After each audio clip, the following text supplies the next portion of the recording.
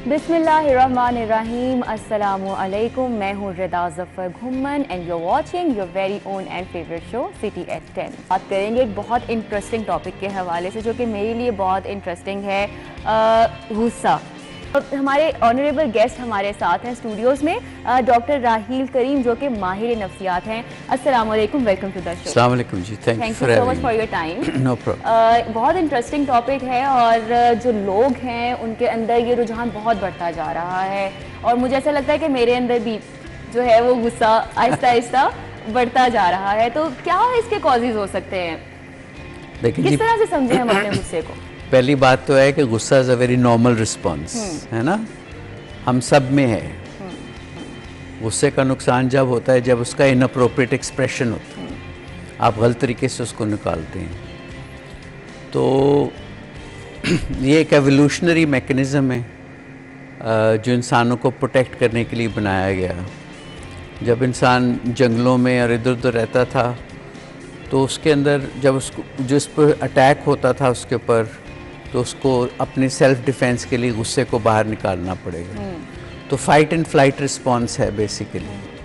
Fight and flight response में आपके एक केमिकल होता है जिसको एड्रेनलिन कहते हैं। जब एड्रेनलिन पंप इन होता है तो हमने सबको देखा है कि इंसान का सांस उखड़ जाता है, दिल की धड़कन तेज़ हो जाती है, क्योंकि आप ढीले हाथों से तो लड़ नहीं सकते, ना दौड़ लगा सकते हैं। अच्छा, self defence and fear. Self and defence and fear, इसके कॉजेज बहुत सारे हैं इसको इंड्यूस करने के लिए। कुछ जो एंगर है, सेल्फ डिफेंस वक्त के साथ बढ़ता जा रहा है, लोग इतने डिफेंसिव हो गए हैं कि वो हर वक्त गुस्से में रहते हैं।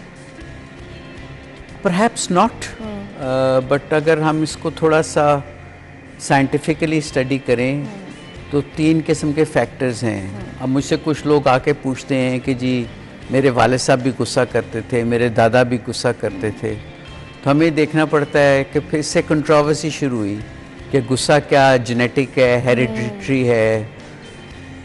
कुछ लोग कहते हैं कि ये भी चीज़ें हैं। आप अगर स्टडीज़ करें ना प्रिजन की पॉपुलेशन की, तो उनमें जो लोग जिन्होंने क्राइम्स कमिट किए हैं उनकी जब जेनेटिक कोडिंग उन्होंने देखी तो उन्होंने देखा कि इन लोगों में ख़ास क्रोमोसोम्स हैं। अच्छा। जो डीएनए के साथ लिंक्ड हैं। ओके। और ये जेनेटिक हो सकता है गुस्सा? पॉसिबली जेनेटिक हो सकता है, बट जो ज़्यादा फैक्टर्स हम देख रहे हैं are environmental and social factors. ठीक है। अब मुख्तलिफ मुल्कों में अगर आप देखें, मसलन स्कैंडिनेवियन कंट्रीज़ में देखें तो वहाँ crime rate is very less. So crime is possibly the ultimate expression of anger. ठीक है। तो कुछ ऐसे मुल्क भी हैं जैसे यूनाइटेड स्टेट्स जहाँ क्राइम बहुत ज़्यादा है। तो लेट्स से अगर हम एक एग्ज़ाम्पल लें एक ऐसे शख्स की, अगर हम सोशल और फैक्टर्स को देखते हैं, एक ऐसा शख्स है जिसकी तालीम नहीं है, जिसका लोअर सोशो इकोनॉमिक स्टेटस है, जिसने माँ बाप को लड़ते झगड़ते देखा बचपन में, जिसमें पुअर स्किल्स हैं कॉन्फ्लिक्ट रेजोल्यूशन की, जिसमें ऐसी स्किल्स नहीं डेवलप हुई कि वो गुस्से को अप्रोप्रिएटली चैनलाइज कर सके। उसने ये विटनेस ही नहीं किया बचपन में ना। थोड़ा सा वो बड़ा होता है फिर अपने सुकून के लिए वो ड्रग्स एंड अल्कोहल लेता है। और ख़वातीन में हमने देखा है बहुत ज़्यादा कि ये they take drugs like Valium या लुक्सोटिनिल या ज़ैनेक्स।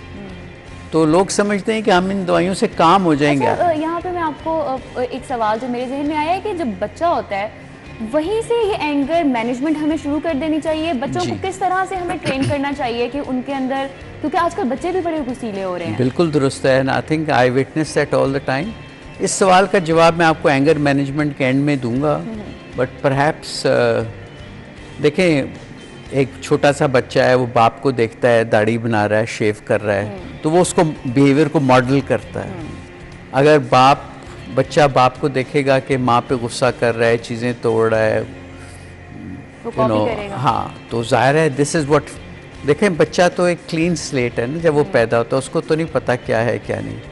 तो उसका लॉट्स ऑफ लर्निंग मॉडल्स जो हैं बच्चे के बिहेवियर में, they model their behaviour in accordance to their parents, peers. We have to be calm in front of our children. Of course. To make them calmer when they grow up. And plus, we have to teach them कि भाई गुस्सा क्या है, इसको कैसे manage करना है, इसको कैसे एक्सप्रेस करना है। आप प्रिजन्स में जाए ना, जैसे मैंने काफ़ी फोरेंसिक काम किया इंग्लैंड में, तो आपको क्राइम्स ऑफ पैशन भी मिलेंगे। इतना गुस्सा चढ़ जाता है, जेलसी ड्रिवन, कि वो अगले आपको कत्ल भी कर सकते हैं। तो गुस्सा तो एक बेकाबू सी चीज़ है, एक शेर है। वो आप समझ लें कि वासिफ़ अली वासिफ़ साहब की एक है स्टेटमेंट कि वो आपके मुस्तकबिल को खा जाता है। आपका गुस्सा, lose your own control. Of course. So अगर कंट्रोल नहीं है किसी भी चीज़ के ऊपर, तो उसका इजहार इनअप्रोप्रिएट हो। अच्छा, एक और बात की जाती है कि जी जो लोग सच्चे होते हैं ना वो ज़्यादा गुस्सा करते हैं, तो इज़ इट ट्रू? देखें जी, मैंने सच्चे लोगों को भी गुस्सा करते देखा है, झूठों को दीनी भी लोगों देखा को भी गुस्से करते देखा है, झूठों को भी गुस्सा करते देखा है। तो गुस्सा जो है ना, इस तरह नहीं होता। गुस्सा कई दफ़ा अगर वो इकट्ठा कलेक्टिवली हो जाए ऑफ एनी परसीव्ड इनजस्टिस, तो वो मॉब वायलेंस में हो जाता है। अगर आपने सोच के आए हैं कि आप मैंने इस शख्स पे गुस्सा करना है, तो दैट इज़ गोल ओरिएंटेड गुस्सा। आपने ये सोचा है कि यार मैं, कुछ लोग बहुत इम्पल्सिव होते हैं, वो सोचते ही नहीं है, छोटी-छोटी बातों पे गुस्सा आ जाता है। उनकी शख्सियत का पहलू बन जाता और है। अक्सर ऐसा होता है कि बड़ी बड़ी बात से गुजर जाते हैं, लेकिन छोटी छोटी बात पे गुस्सा, चिड़चिड़ापन, दुरुस्त इसकी क्या है। वजह होती है? तो देखिए जी, एक तो शख्सियत का पहलू है, दूसरा the way you been brought up to respond to anger, तीसरा ये है कि आपके इन्वायरमेंटल फैक्टर्स क्या हैं। मैं आपको एक एग्जांपल दूं छोटी सी, कि एक शख्स है जो he is had a hard day at work. वो यहाँ से निकलता है, बाहर बारिश हो रही है, पानी खड़ा है, it's a very hot humid day, air conditioner चल नहीं रहा, उसने कहीं एक जगह पे पहुँचना है। जैसे हम सुबह दफ्तर के लिए निकलते हाँ, हैं, वैसे इतने अच्छे मूड में निकलते हाँ, हैं, रास्ते में ट्रैफिक का इस तरह का हाल होता है, आते-आते आपको ऑफिस में गुस्सा चढ़ दुरुस्त जाता है। है। आपकी चलते चलते गाड़ी खराब हो जाती है, फिर लग जाती है, आपको पता है कि घर और एक जाना के है। बाद एक कोई इवेंट इस तरह का होना शुरू हो जाता है कि बिल्कुल सही है। आपको सीरीज गुस्सा So, चढ़ता रहता है। मैं अक्सर ये बात करता हूँ कि जो अनसर्टेनिटी है ना, environmental uncertainty, that is the major cause of anxiety, tension, anger, stress, reaction, whatever you may wish to call it, you know. तो environmental factors are very important.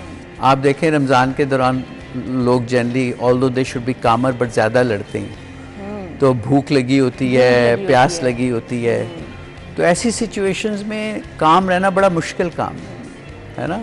तो लिहाजा गुस्सा आता है। अब गुस्सा तो as such is not a problem, it's how you express it, isn't it. आप गुस्से में गाली भी दे सकते हैं, कुछ ना भी कह सकते हैं, और आप छुरी भी निकाल सकते हैं, पिस्तौल भी निकाल सकते हैं। डॉक्टर साहब देखिए, एक तो आपके जो mental illness is related to this ना, कि एक्सेसिव गुस्सा, कि आप काबू से बाहर हो जाए, कि लेकिन इतना गुस्सा करना, how it affects your physical health, आपकी बॉडी पे किस तरह से असरअंदाज होता है? देखें जी, मैंने पहले जिक्र किया ना, फाइट एंड फ्लाइट रिस्पॉन्स है गुस्सा भी, इट्स अ प्रोटेक्टिव रिस्पॉन्स। लेकिन अगर बिला वजह और हर वक्त आता जाए, तो एड्रेनलिन का क्या काम है? आपका ब्लड प्रेशर चढ़ाना, आपका हार्ट रेट को तेज़ करना, आपके पट्टे जो हैं उनको एक्टिवेट करना, खिंचाव में ना।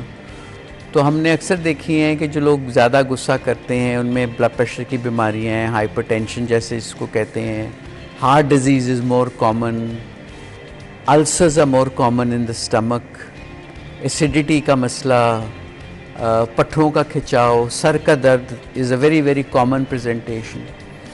तो एक हद तक तो जब गुस्सा, देखें मैंने बार बार ये कहता हूँ कि इट्स नॉर्मल रिस्पॉन्स, हम इसको मेडिकलाइज नहीं करना चाहिए। मेडिकलाइज हम जब करते हैं जब ये बीमारी की सूरत इख्तियार कर जाए। सो अगर आप गुस्सीले शख्स नहीं हैं मिसाल के तौर पे, और आपको 2-4 महीने से गुस्सा चढ़ना शुरू हो गया है, इरिटेबिलिटी शुरू हो गई है, आप अपने एक्शंस पे कंट्रोल नहीं कर पाते, तो लिहाजा हमने देखना होता है अगर ये परवेसिव या परसिस्टेंट हो तो फिर ज़हनी बीमारियां भी इसमें इन्वॉल्व हो जाती हैं। आप क्रॉनिक एंजाइटी के पेशेंट बन जाते हैं, डिप्रेशन के मरीज़ बन जाते हैं। आप उसको देन मैनेज करने के लिए ड्रग्स एंड अल्कोहल लेते हैं या बाज़ार से ली हुई दवाइयाँ लेते हैं, ये जो काम करने की दवाइयाँ। हम समझते हैं हम इससे काम होते हैं इन दवाइयों से, but it leads to what is known as paradoxical aggression. आपका जो फ्रंटल लोब है, जो आपकी एग्जेक्टिव फंक्शन के साथ लिंक्ड है, वो तकरीबन ये आप समझें कि वो आउट ऑफ एक्शन हो जाता है। ओके। और in fact you lose social control. तो उससे फिर गुस्सा आता है, गुस्से के फिर आप देखें कॉन्सिक्वेंसेस क्या हैं। अगर आप दे आर डायर। मैं जब इंग्लैंड में फोरेंसिक साइकाइट्री की प्रैक्टिस करता था तो I used to see crimes of passion, यानी कि जेलसी, ग्रीड, इसके साथ लिंक जो गुस्सा है जेलसी के साथ, ख़ास तौर पे आदमियों में, औरतों में, वो तो कत्ल भी कर देते हैं, मार भी देते हैं, and then they end up in prisons. तो मेजर कॉज तो सोशल हैं, इन्वायरमेंटल हैं, और जैसे हम अपने गुस्से को कैसे मैनेज करते हैं। अच्छा, ये जो गर्म मौसम है, जैसा कि आजकल हब्स है, और जब हम बाहर निकलते हैं घर में एसी में मूड सही है, लेकिन जैसे ही धूप में आते हैं हमारा मूड चिड़चिड़ापन, और ये भी एक रीज़न होता है। जी, मौसम भी आपके मूड पे इफेक्ट करता है कोई? मैंने I have lived in many countries including England, जो कि बेसिकली बहुत ठंडा इलाका है। तो ये ख़राब मौसम कोई चीज़ नहीं है। देखें ना, दुबई में कितना ज़्यादा टेम्परेचर ज़्यादा है। हाँ, वैसे सब गुस्से में रहे हर वक्त। नहीं, गुस्से में नहीं है। आपकी इन्वायरमेंट अगर कंफर्टेबल हो, आपके एयर कंडीशनिंग हो, आपका पानी हो, आपका गैस मिल रही हो, आपकी गाड़ी कंफर्टेबल हो, या जो भी आपकी सवारी है, तो मौसम इतना एडवर्सली इम्पैक्ट नहीं करता। लेकिन गर्मी भी हो और वो इंसान को नेसेसरी कंफर्ट भी ना मिले, तो ज़ाहिर है उसमें इरिटेशन, गुस्सा और एंगर आता है। बहरहाल जो हमारे हालात हैं, ना बत्ती है, ना गैस है, ना पानी है, गुस्सा तो आएगा। हाँ। अच्छा, दीज आर द रीजंस के, these are the different reasons, लेकिन व्हाट आर द सॉल्यूशंस कि जब somebody comes to you who is suffering from these anger issues, तो ये एंगर मैनेजमेंट के कुछ बेसिक रूल्स या कोई ऐसे तरीके जो इंसान घर में अपने आप को वो आते हैं अपनाना शुरू कर दे, जिससे उस अंदर बेहतरी शुरू हो जाए? जी, ये हैं कुछ टिप्स, अगर आप लोगों के व्यूज़ को वैल्यूबल लगें। पहले तो देखें जी कि आप अपने आप को इंट्रोस्पेक्टिव, अपने आप को एनालाइज करें कि आप किस माहौल में पड़े हैं, आपने क्या देखा है बचपन से बड़े होते हुए, आपके पीयर्स कैसे हैं, आप इसके साथ साथ जो बहुत इम्पॉर्टेंट चीज़ है, जब गुस्सा आए तो उसको रिकग्नाइज करना चाहिए एज एन इमोशन। जब गुस्सा आएगा तो आपकी फिस्ट भी क्लेंच होगी, है ना, आपका हार्ट भी तेज़ चलेगा, आपको सांस भी। तो इस सिचुएशन को आइडेंटिफाई करना। मैं तो ये कहता हूँ कि नी जर्क रिस्पॉन्स नहीं होना चाहिए। नी जर्क रिस्पॉन्स ऐसा होता है जैसे डॉक्टर मारता है ना थोड़ा एक नी के ऊपर थोड़ा सा, तो टांग इस तरह होती है। तो विड्रॉ कर जाना चाहिए सिचुएशन से। Give yourself thinking time. अच्छा, some people they go silent when they're angry. ठीक है। तो is it a good thing? Some people start crying when they're angry. तो मतलब देखें जी, आपका जो रिस्पॉन्स है ना एंगर को, is going to be determined by how you what you learned in life. हाँ, तो जो लोग क्वाइट हो जाते हैं, they don't like conflicts. Okay, ठीक है, तो वो हो सकता है उस वक्त क्वाइट हो जाए। अगर ये बात रिपीटेडली होगी, उस शख्स का एक थ्रेशोल्ड है, कुछ अर्सा तो वो चुप करके बैठा रहेगा, बर्दाश्त करता रहेगा, लेकिन एक दिन वो प्रेशर कुकर का रिलीज होगा और उसका गुस्सा violently. All I am just saying is that गुस्से को अटेंड करना चाहिए। What about those who start crying when they are angry? Again this is a learned response. So tears are very powerful, है ना, और tears are also a weapon in certain good hands. तो वो भी एक emotional expression है उनके गुस्से का।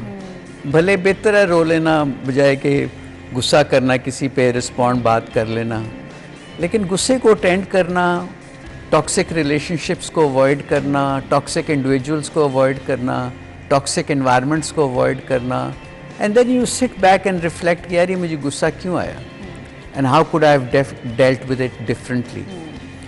तो बाकी है हज़रत कहा जाता है कि जब आपको गुस्सा है स्टार्ट काउंटिंग टू 10, तो डज दैट हेल्प?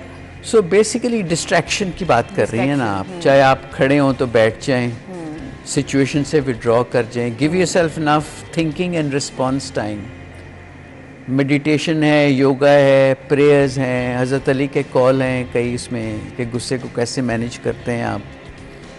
तो बहुत बड़ा पानी का गिलास पी लें, क्योंकि जब पानी पिएंगे तो आप सांस नहीं ले पाते, तो आपका जो एसिड बेस बैलेंस है वो ठीक हो जाता है, तो आप ज़्यादा समझ लें कि ठंडा हो जाता है बंदा। ठंडा हो जाता है इंसान। और बहुत इम्पॉर्टेंट बात जो आपने शुरू में की थी ना, गुस्से को मैनेज करने के लिए बहुत इम्पॉर्टेंट है कि अपनी चाइल्ड रेयरिंग प्रैक्टिसेस को ठीक करें। ये पेरेंट्स को एडवाइस है कि जैसे आप और चीज़ें सिखाते हैं, खुशी भी मैनेज करना सिखाएं, गुस्सा भी मैनेज करने बंदे को सिखाएं, and that can be done through play, through pictures, through audios, through videos.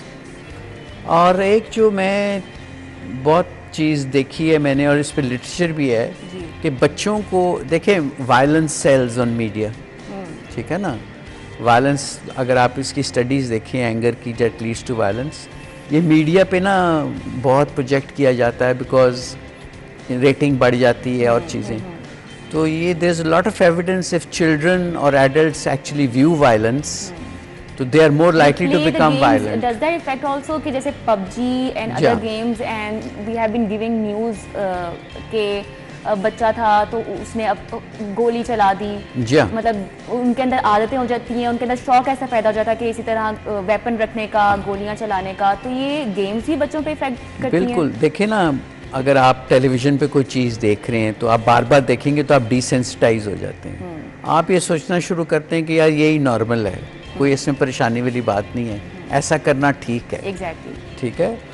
तो अगर आप मॉब वायलेंस में जाएं तो आप काफ़ी सारे लोग होते हैं, सब गुस्सा कर रहे होते हैं, चीज़ें तोड़ फोड़ होते हैं, तो एक बंदा सोचता है यार ये साथ वाला कर रहा है तो भी ठीक है, तो मैं भी करूँगा, मैं भी कर सकता हूँ।